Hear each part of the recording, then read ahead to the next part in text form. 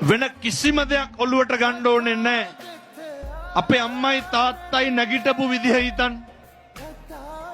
මගේ අම්මා මං හදාගත්ත විදිහ හිතන්න. මගේ තාත්තා මං හදාගත්ත විදිහ හිතන්න.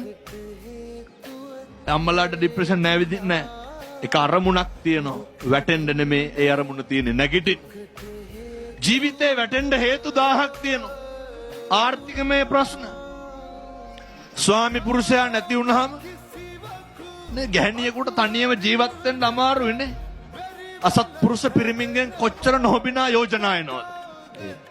මේවත් තරහාගෙන දරුවොත් හදාගෙන කුලී වැඩ කරගෙන රැකී ආරක්ෂා කරගෙන සමිතියට තියෙන පොඩි ණය තුරහක් ගෙවාගෙන ගමේ කඩෙන් බඩට ණයට බඩු අරගෙන පොතට බඩු අරගෙන අපේ ගම්වල එහෙමනේ.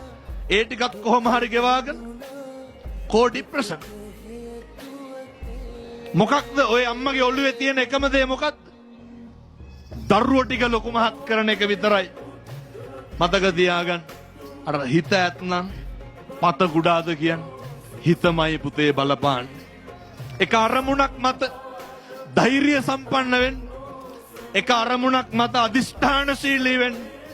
ඒ අරමුණට කටයුතු කරන්න.